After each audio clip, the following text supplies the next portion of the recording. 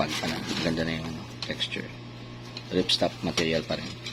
And then first is yung sa side.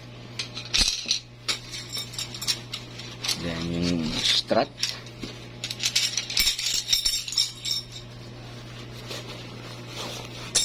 Yung beddings.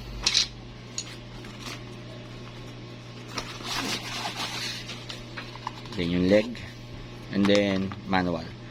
We have the rail, ito yung para sa side, and we have the strut, ito yung leg, and we have the bed surface, ito yung bed surface nya, which is made of ripstop na material, which is yung honeycomb polyester din siya.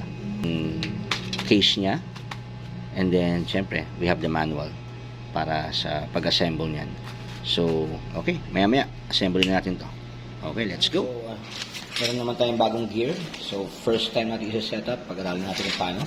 So, ito yung ating magiging foldable cot bed sa ating mga camping na susunod.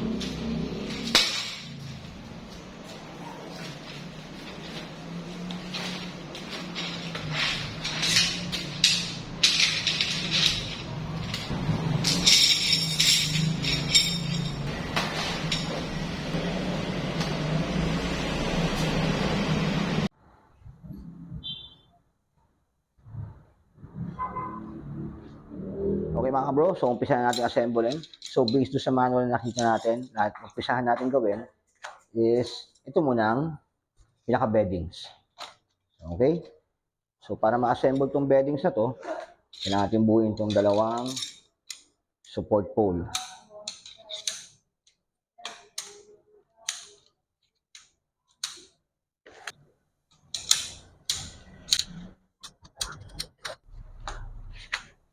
Beddings.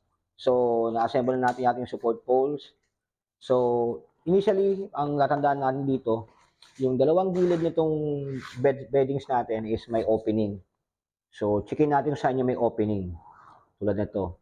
Yan. Kasi, kung saan yung opening, doon natin susuksok tong mga poles natin. So, yung kabila, sealed, wala. So, ibig sabihin, itong kabila, wala din. So, dito tayo mag-i-insert sa kabila.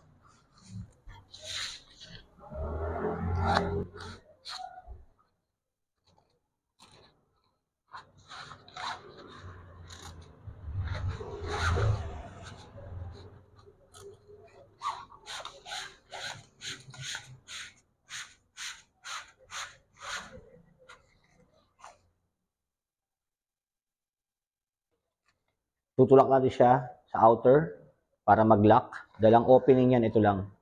So, tulak natin siya doon. Iyon. So, makikita nyo may stopper siya doon sa dulo. Okay? Ayan yung kabila.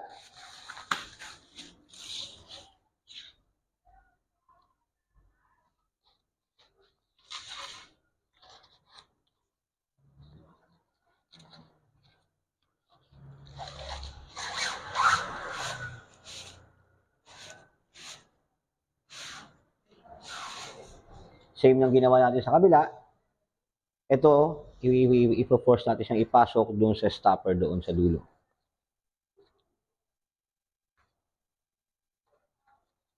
Yan. Okay? So, itabi muna natin to. Assembly natin yung ating strut sa ating yung legs.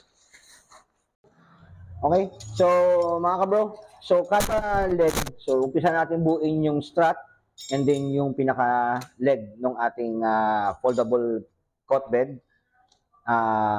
So, dala-dalawa yan. So, we have six sets. So, 1, 2, 3, 4, 5, 6. So, 6 pairs yan, kabilaan. And then, ang pag-setup nito, set mo natin isa-isa. So, pair yan, 1 black and 1 orange.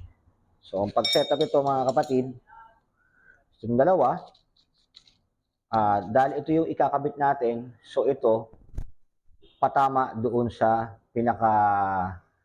pinaka-support peg ng ating bed.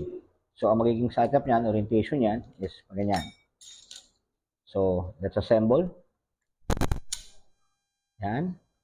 And then, sa ibabaw tayo. And then, ganun din sa kabila. Natin yung first leg.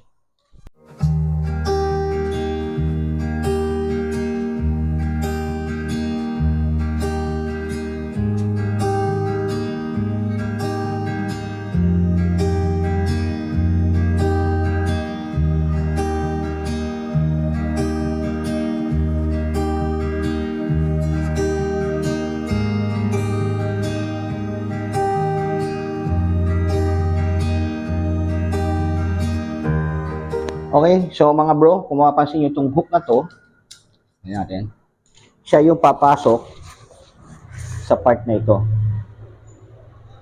Yan. Para lang may idea kayo paano siya i-insert. Okay? So, sa assembly natin, is make sure na i-hook muna natin yung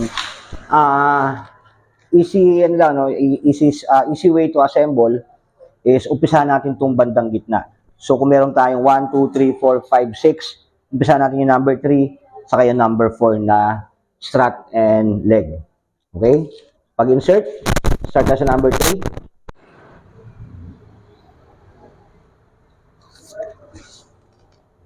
Okay, next guys, yung ibabaw naman. So, ito medyo sa unang kabit at kailanganin natin ng puwersa. So, ang pinaka-logic nito is i-bend natin ng konti ito palabas. Okay? So, ito, same thing yung pagkabit sa kabila, ganun din yung pagkabit dito.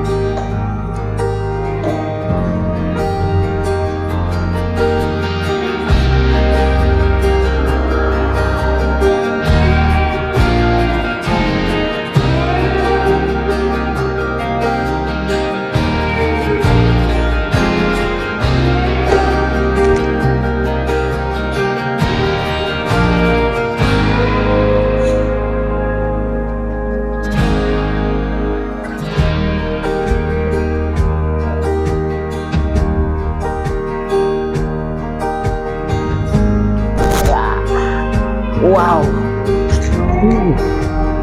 Pwede. Pwede.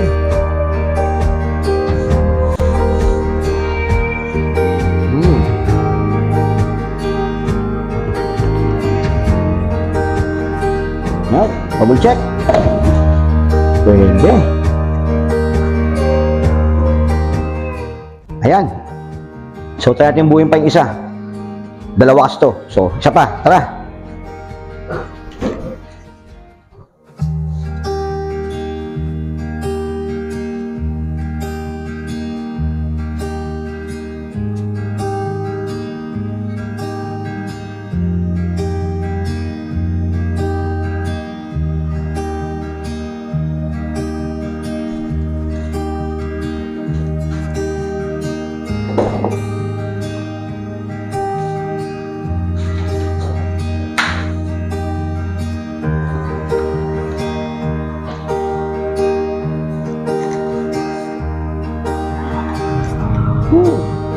Ayos!